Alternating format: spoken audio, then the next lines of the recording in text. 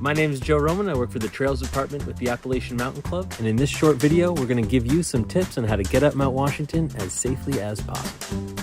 At 6,288 feet, Mount Washington is no easy climb. Don't let this be your first hike of the season.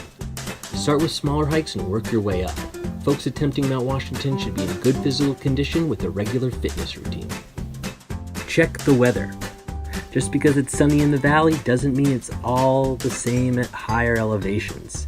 It will be much colder and possibly icy and even snowy in the summer months. You'll want to seriously consider rescheduling your hike if any of these red flags are in the forecast. Low visibility, thunderstorms, high winds, and low temperatures. And don't forget to factor in wind chill. A great place to check the weather is the Mount Washington Observatory Weather Report at mountwashington.org. Appropriate clothing. Have appropriate clothing and footwear. Bring layers and wear boots. Even in the dead of summer, bringing a winter hat and gloves is strongly recommended. Weather can turn quickly at higher elevations, so even if the forecast is only calling for sun, we always recommend bringing a raincoat. A paper map. Memorize your route you plan on hiking. There isn't just one trail at Mount Washington. The Tuckerman's Ravine Trail or the Jewel Trail are the most popular, but there are a lot of intersecting trails all over the range. Some are very difficult. Don't rely on your cell phone. Cell phones die quickly in cooler temps. As a backup, carry an external battery to charge your phone. Let someone know your timeline. Always let someone know the route you are taking and the time you plan on returning. AMC's White Mountain Guide suggests an 8.5-hour round-trip hiking time via the Tuckerman Ravine Trail, but that can vary quite a bit depending on your ability and the weather. Bring extra food and water.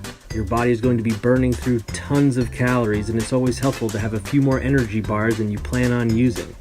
There isn't a lot of opportunities to refill your water bottle, so plan on preparing to bring all of the water you will drink throughout the hike.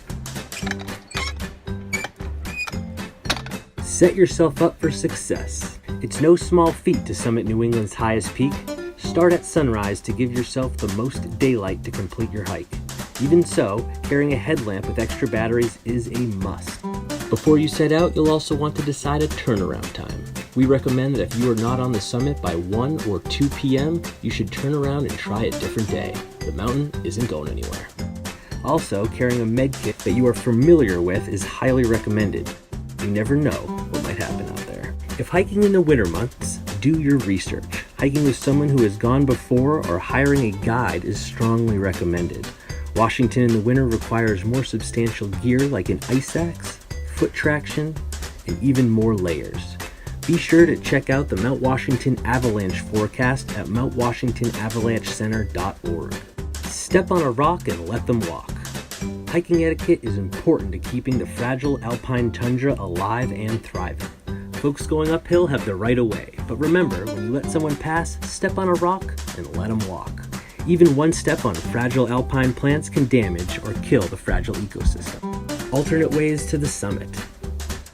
Not up for the hike? No worries at all. For a fee, one can drive their own car to the summit or take a train from Crawford Notch. But do not rely on this ride down. Reservations need to be made well in advance. If you have any more questions, don't hesitate to reach out by phone number or by email. Thank you for watching. Be safe and happy trails.